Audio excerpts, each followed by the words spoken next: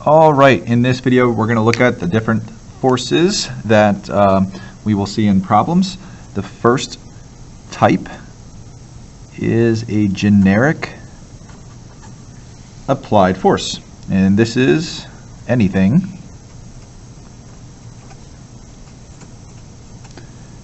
that is said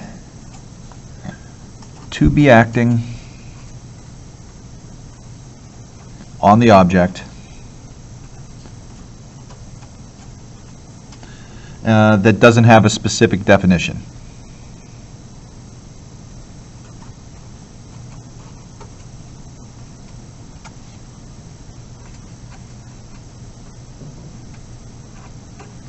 All right, so this is more like a just a normal push or pull by your hand or other object.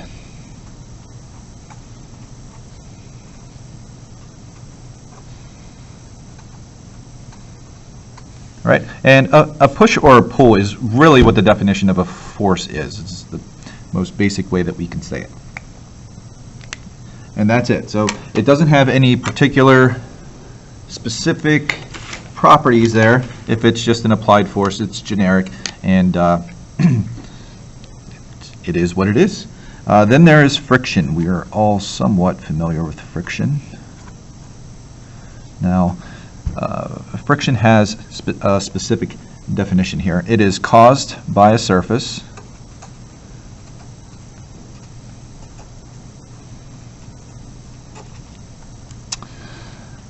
it acts parallel to the surface,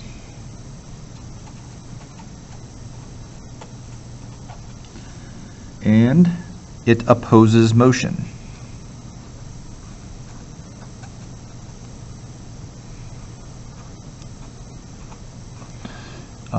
And that type of motion, it would have to be sliding. All right. Now, it just has to act opposite the direction is actually moving, or the direction that it would tend to move. So here's different examples here. So here we have a block on a surface. This thing does have some velocity as it is sliding. However, we do have friction between the surface and the block that is going to oppose its motion. So we have the force of friction here, okay? And here it is moving. If we put a block on an incline, is it necessarily going to slide down the ramp? Depends on how steep the incline is and how sticky the surface is. But the object would tend to slide down the ramp, so the frictional force would have to be acting upwards to prevent that sliding. All right? So it's going to oppose the sliding motion. It does not have to actually be sliding for friction to be acting. Okay, the next force is the normal force. All right, normal force. In geometry, the word normal is perpendicular. So really this is the perpendicular force. All right, it is exerted. Let me make sure I'm on frame here. Exerted by a surface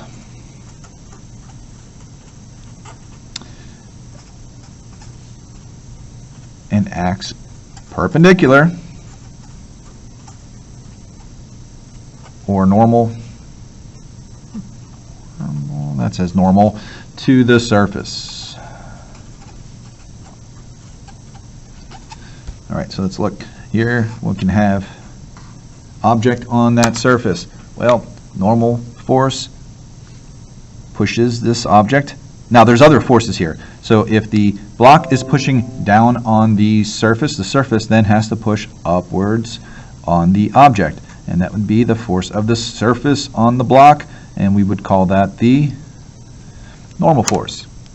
Well, let's tilt the surface. Now we have a block sitting on a tilted surface. Well, the normal force still has to act at a 90 degree, okay, normal to the surface, Fn. If we have something pushing a block against a wall, well, the normal force will still be normal to the surface, all right? Always making a 90 degree angle with respect to that surface. All right, next one, tension.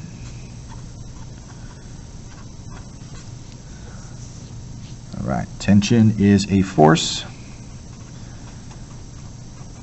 from a cord, string, rope, whatever, okay? And it always acts along the cord and always away.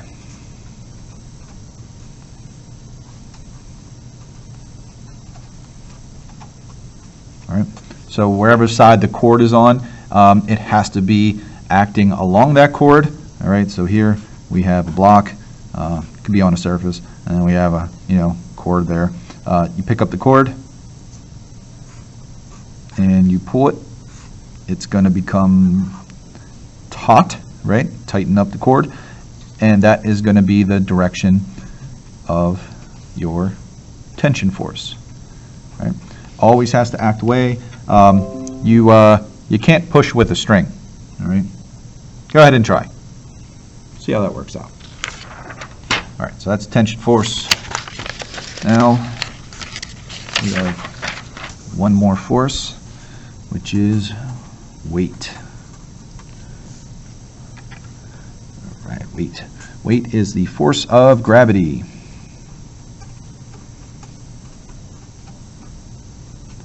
It is caused by the mass of the Earth. All right, so gravity is a field force, which means there actually doesn't have to be contact between the Earth and the object. All right, just like how magnets will repel or attract without actually being in contact. Same thing with positive and negative charges. They are field forces. When we're looking at weight of an object, it's going to act straight down because we are not zooming out so that we see the Earth as a sphere. We are looking as we see our surface currently. So straight line, okay, flat floor, unless you are a flat earther, and I don't know about that. All right, always acts straight down, technically towards the center of Earth or any planet, because all planets have gravity. Okay, so again, here we have a surface, we have a block on the surface. Guess where gravity is going to act? Gravity is going to act straight downward. Let's wordy it up here. Force of Earth on block. All right, really is what it is. All right, if we go out into deep space and we end up getting very, very far away from anything that has a significant amount of mass, we would get rid of gravity. If we have no gravity, we have no weight. But we can have mass. Mass doesn't disappear, right? Go to the moon. You weigh less. Your mass didn't change, right? So weight is not mass. Mass and weight are different. Weight is a product of mass, mass times, and I'm just going to say it's gravity, all right? Mass times gravity. So we can use different symbols for weight. It'll be either capital W, or it could be a force sub G for force of gravity. Doesn't matter which one you use. I'm going to usually use just this right-hand side anyway, where M stands for mass and G stands for gravity. It's a gravity constant. There was an Edpuzzle that kind of confused us on what G is equal to versus what the acceleration of gravity is equal to, where G was equal to positive 9.8 and acceleration of gravity was negative 9.8. Well, G is not a vector. It does not have direction to it. G is just a value of 9.8 meters per second squared. It is not a vector. It is just something that you multiply by the mass in order to get the actual amount of force that is being exerted by the Earth on the object. All right. So when I label these, I am probably just going to write mg, because we really got to make sure that we know that weight is always mg. It's not just mass. It's mass times gravity. Okay, so that's all the forces. So let's look at one more thing, and it's called free body diagrams. Free body. Okay, or some people just call them force diagrams. All right. What we're going to do is try to simplify our scenarios. So if it's just a block on a surface, it's not that bad. If we start having Spider-Man swinging and hang bad guys by multiple different webs, then it starts to get a little bit involved with the diagram here. So we would have to imagine it in a different way. A simple block sitting on a surface, we would have to draw out all of the forces that are acting on that block. And we're going to draw them all acting at the center of mass. We can really just pick one particle and treat this whole thing moving as one particle. Looks like my video froze for a second. Oh, there it goes, back. And hopefully that didn't screw everything up. All right, so on here, we always know that, well, we're on Earth here, and gravity is pulling that block to the surface. But block's not going through the surface.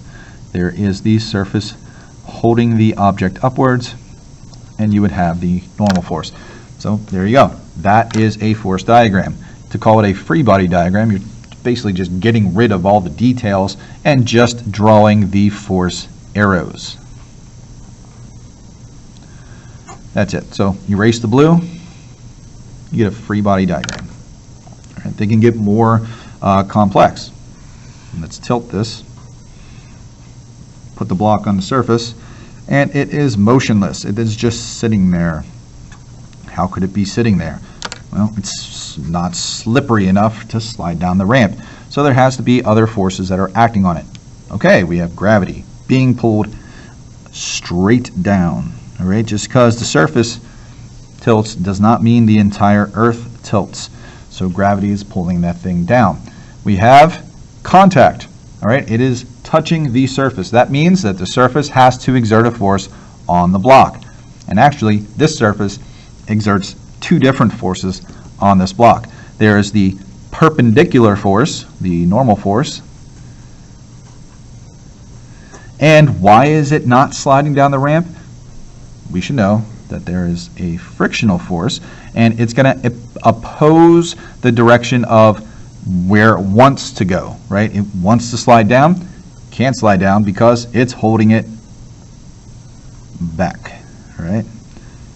And we will use a small script little f there to show friction, okay? Force diagram, have everything on there. If you wanted to just draw the free body diagram, again, dot, don't draw anything that's in the blue. You would just draw the forces in their directions.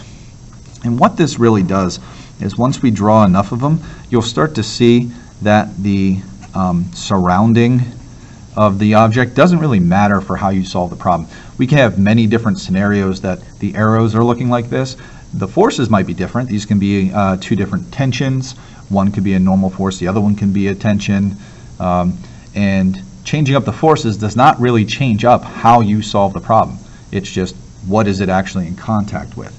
So we will get a lot more practice drawing these free body diagrams. They are the most important part of solving force problems. So we have to make sure we can do that accurately, and we'll probably do that more in class.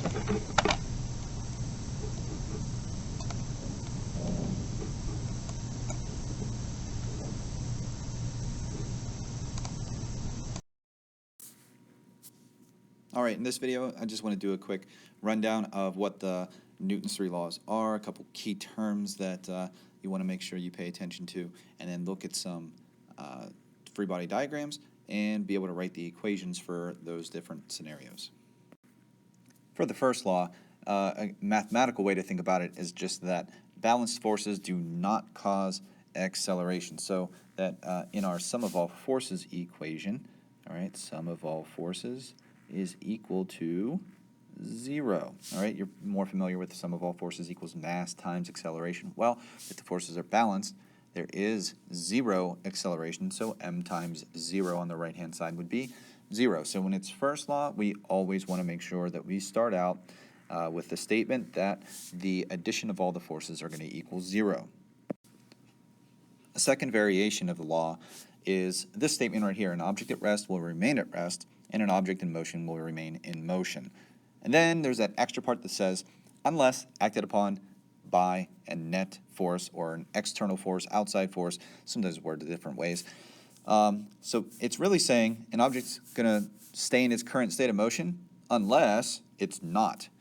Unless it's the first law, an object at rest will remain at rest, unless it's the second law. So this part in parentheses is just to show that it's really not a part of the first law. With the first law, you definitely want to pay attention to some key terms. At rest, if it's not even moving, it can't be accelerating. Balanced forces is the first law, so it could say just balanced. Constant speed, no acceleration. Terminal velocity is a special term for when an object is falling at a constant speed because of the air resistance upwards. So like jumping out, doing skydiving, jumping out of the plane, you're going to speed up and accelerate going down, and then you open up your parachute, and there's more air resistance there that allows you to keep falling down, but at a constant speed. All right, with Newton's second law definition, unbalanced forces cause acceleration in the direction of the net, or unbalanced force. All right, so just knowing that if an object is accelerating, the forces have to be unbalanced. So when we write out our equation, our first statement for our equation, we would write that the sum of all forces here cause acceleration, ma. This also has some key terms. I mean, the obvious one is accelerate. If it says accelerate, it's got to be the second law. Speeding up, slowing down are examples of accelerating. And then coming to rest is another way to say slowing down. It's just going to say, hey, it ends at a 0 speed. All right, now with third law, for every action force, there is an equal and opposite reaction force. So force is all capitalized because if you remove that word force, you don't have the third law. The third law is only applied to forces in mechanics. So another way to say it that's a little bit more clear, if object A exerts a force on object B will exert an equal and opposite force on object A. And we kind of went through an example that was a little bit strange with this. Here we have the Earth, all right. And then we had the apple above the Earth there, right? And we labeled all the forces. Here we have the Earth pulling the apple down. So it's the force of Earth on the apple, right? And the reaction force to that is, well, if the Earth pulls the apple down, then the apple has to pull the Earth upwards. So it would be the force of the apple on the Earth. They are object E on object A has to be equal to and opposite to force of A on E. And you can see the forces are opposite in direction, so it is the third law. Writing it out a little bit more mathematically is F of A on B equals the negative opposite force of B on A. Let's look at this situation here. So we play, whoa, car comes zooming in and then screeches to a halt at the very end. All right, so what type of scenario is this? Is this a first law or second law scenario? Well, the motion changed. It was moving with some speed, and then it decreased in speed and ended at rest. And that means that there had to have been an acceleration. So let's think about what the diagram's going to be. I'm going to get this thing zooming right there. Oh my God, it's too fast. Let's just leave it at the end. At any point where the car was, all right, looks exactly the same. We have our X and Y axis, acting from its center. And we got to think about what forces are acting on this car as it is moving along that surface. Well, gravity is always acting, and that is acting downward. So we would include that mg on our diagram. But the object is not accelerating downward. So we have to think, what else is interacting with it? Why is it not going down? Well, there's a table there. And that table has to be exerting a force upwards so that there is no acceleration downward. There we go. The total up. Let's make that a little longer so that it seems to equal what's going down. Total up has to equal the total down if there is no change in motion up and down. All right, now left and right. There was a change in motion. All right. What caused this car to stop? Well, in this case, it would be friction, all right? A real car, same thing, friction, brakes, all right? What direction would the force be acting in order to slow an object down? It has to be opposite the direction of motion. So we have a force that is going this way, and we will call that friction. It was moving to the right. What was pushing it to the right? Be careful. All right, let's look at the video. Let's rewind the video. All right, as you saw it move, what was it in contact with? What is pushing it to the right? Nothing. All right, there's nothing there. You cannot identify anything. It does not exist. So those are all of the forces that are acting on it. So now we have to identify what law it is. All right, so we have sum of all the forces in the x and the sum of all forces in the y. Let's do the y first. Up and down, we've already established the car is not falling downwards, not accelerating. The normal force is holding it upwards from the surface. The up has to equal the down, and that is a sum of 0. In the x direction, it did change its motion, so there is acceleration there. All right. Now we just sum up the forces that we have on our diagram. We have a upward force and a downward force. Okay, two forces. In the x direction, we only have that one force, so that actually makes it pretty easy. Now, if we're making to the right positive, all right, that would mean that this force is negative. You can actually choose what's positive and negative here. You can actually make the direction that it's accelerating positive and make actually the friction positive. I'm not going to do that right now. All right, so we would just write our equation, add up everything that is in the x. There is nothing to the right. There is something to the left. So we have minus the friction, because it's going to the left, has to equal mass times the acceleration, and that's it. Up and down, we have two forces that have to add together to be 0, right? So the right side doesn't change. We have one up, which is the normal force, and one down, minus the gravity. And those two have to equal each other, right? Fn equals mg in order for it to be balanced. All right, here we go. We have this guy hanging by two cords, and I'm going to draw my free body diagram off to the side. Our origin is the center of mass. We would have an x and a y axis, not necessary to be drawn, and we have to label all of our forces. So we have one cord going off in that direction there, and another one that's at a little bit of a different angle. I'll label this one as T1 and T2, and we have gravity always pulling the object straight down. All right. Now T1 is at some angle theta, T2, and then T1 as well, theta 1. With the thetas, just like in projectile motion, we have to break them apart into their x and y components.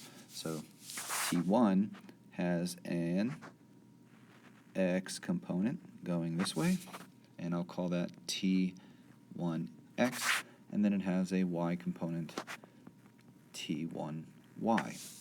On the right-hand side, we have T2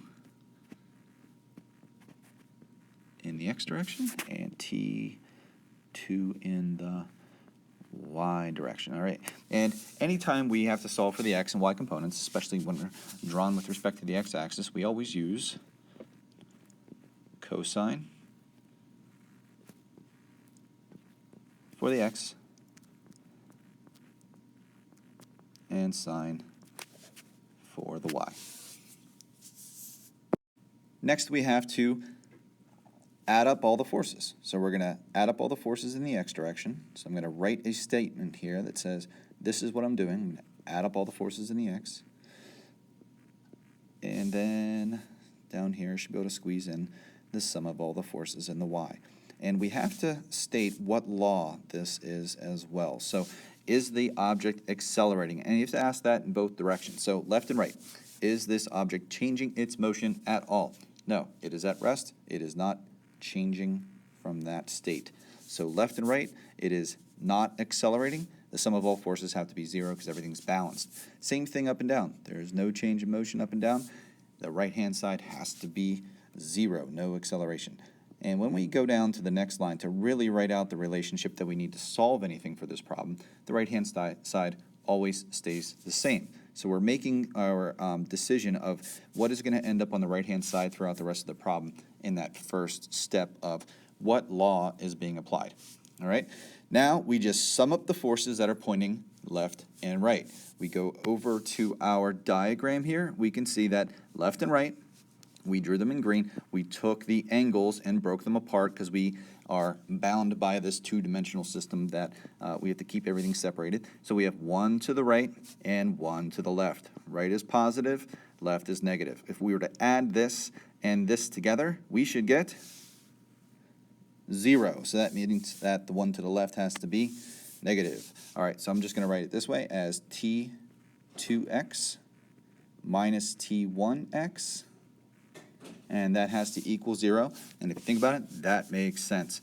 And if this minus that equals 0, all that's saying is that the x component of the tension in the right-hand chord has to equal the tension in the left-hand chord in that x direction. Now let's do the same thing in the y. We go over, we look, we have up component, down component, all right? So now we have 3 different forces up and down that we have to combine together. And remember that the direction of the direction the arrow points is going to determine whether it's plus or minus. So up is plus, down is minus. So we're going to write them according to their directions there. T1y plus T2y minus mg has to equal 0. The total upwards force has to equal the total downwards force in order for this object to remain in a balanced state. All right, so this plus this has to equal the total amount of gravity because gravity is not causing it to accelerate downward. We can take this one step further and plug in, how do you solve for these x components? Remember, x component, here's the angle, it's the adjacent side, that's the cosine, so we would take the tension that is in that chord right there along the direction times the cosine of that angle for it, and that would have to equal the same thing on the other side. And you got to keep track of your angles because they're not going to be the same. So subscripting the angles is very important as well. All right, same thing happens down here. So that T1 times now the sine of that angle plus T2 times the sine of that angle. And we'll just move this over just to say, again, that the total upwards force has to equal the total downwards force when this is a first law situation. All right, one more scenario here. Play the video. All right, this thing is on what's called an air track. So it's kind of like an air hockey table where there's air coming out of the rail there, and the cart is just floating on top of this lovely bed of air there. All right, so we look at it. We're trying to try to identify what forces are acting on it. All right, so what law is actually occurring there? Look at the motion. Motion is constant. It's moving with a constant speed. That's showing that the forces have to be balanced, left and right. What are the forces that are acting on it, left and right? All right, it's moving to the right. What is touching it? As you're watching the video, can you see anything acting on the cart to the right? No, you can't. There is no force pushing it to the right. So how is it moving and moving at a constant speed? Well, that just means that there is very little, if no, friction acting to the left on the object. So left and right, there are no forces. So the only forces acting on this cart are gravity down and the rail upwards, which is the normal force. There is nothing left and right. So in the sum of all the forces in the x direction, it would still equal 0. It's just we would not be able to write anything down on the left-hand side because there are no forces that exist. On the y-axis, up and down, is the object's motion changing up and down? No. Staying at the same exact height the entire time. There is no change in its motion. So we have one force up, normal force, minus one force down, gravity, and then the right-hand side doesn't change because we put all of the thought into what laws are being applied in the first statement after our free body diagram.